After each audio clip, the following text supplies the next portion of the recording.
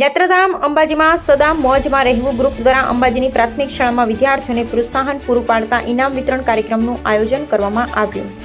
યાત્રાધામ અંબાજીમાં આવેલ ગુજરાતી પ્રાથમિક શાળામાં સદા મોજમાં રહેવું ગ્રુપના સહયોગથી ધોરણ 1 થી 6 ના વિદ્યાર્થીઓને શિક્ષણ ક્ષેત્રે પ્રોત્સાહન આપી ઇનામ વિતરણ કાર્યક્રમનું આયોજન કરવામાં આવ્યું હતું।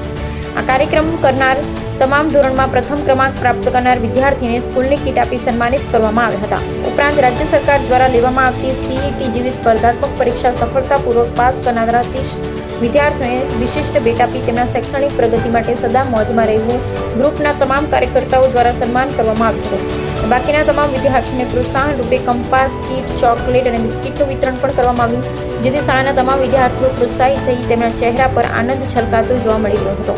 સદા મોજમાં રહેવું ગ્રુપ દ્વારા ટેડી, ડોરેમેન અને મિકી માઉસ જેવી ઝાંખીઓ પણ બાળકોના મનોરંજન માટે લાવતા બાળકોની ખુશીનો પાર ન રહ્યો। સદા મોજમાં રહેવું ગ્રુપ દ્વારા અંબાજીના આજુબાજુના તમામ અંતરિયાળ વિસ્તારમાં શૈક્ષણિક શાળાઓમાં બાળકોને પ્રોત્સાહન પૂરું પાડતા કાર્યક્રમનું આયોજન કરવામાં આવતું હોય છે, જેથી આવનારા દેશનું ભવિષ્ય શિક્ષિત અને સક્ષમ બને, ઉદ્યોગ જ્ઞાન પ્રત્યે રુચિમાં આગળ વધે।